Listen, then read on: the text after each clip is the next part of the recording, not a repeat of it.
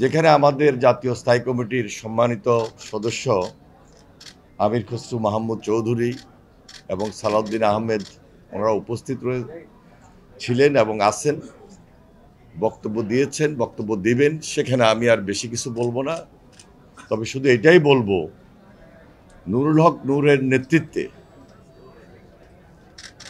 বিগত আন্দোলন সংগ্রামে তার সংগঠন যেভাবে রাজপথে ছিল, বাধা ছিল, বিপত্তি ছিল, ফ্যাসিস্টের চোখরাঙানিকে উপেক্ষা করেই এখন পর্যন্ত সে আজকে এই সংগঠনের নেতৃত্ব দিয়ে যাচ্ছে। বান্ডেল থাকলে প্রতি সেনমানিতে টাকা বাঁচবে। বিকাশ সেনমানি বান্ডেল কিনে জিতুন প্রতি লেনদেনে।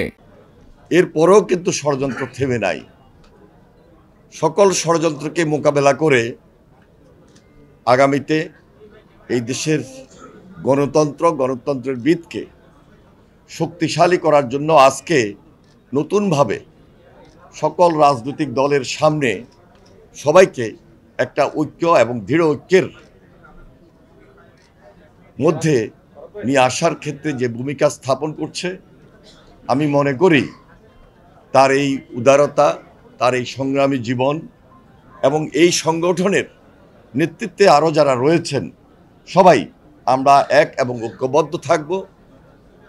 আমাদের আমির খসরু মাহমুদ চৌধুরী একটু আগে যে ধারায় বক্তব্য দিয়েছেন, আমি দেখেছি তার বক্তব্যের মধ্যে সেখানে গণতন্ত্রের সুস্পষ্ট কথাগুলো এবং পাশাপাশি একটা রাজনৈতিক দল আরেকটা রাজনৈতিক দলের মধ্যে কিভাবে নিবিড় সম্পর্ক গড়ে তোলে, যার যার আদর্শ ভিত্তিক রাজনীতি দিয়েও আমরা গণতন্ত্রের ভিতকে শক্তিশালী করতে পারি, সে আশাবাদ ব্যক্ত করে আজকে যারা উপস্থিত হয়েছেন, উপস্থিত সম্মানিত নেতৃবৃন্দ, আপনাদের সবাইকে সংগ্রামের শুভেচ্ছা এবং অভিনন্দন জানিয়ে আমি আমার বক্তব্য শেষ করছি।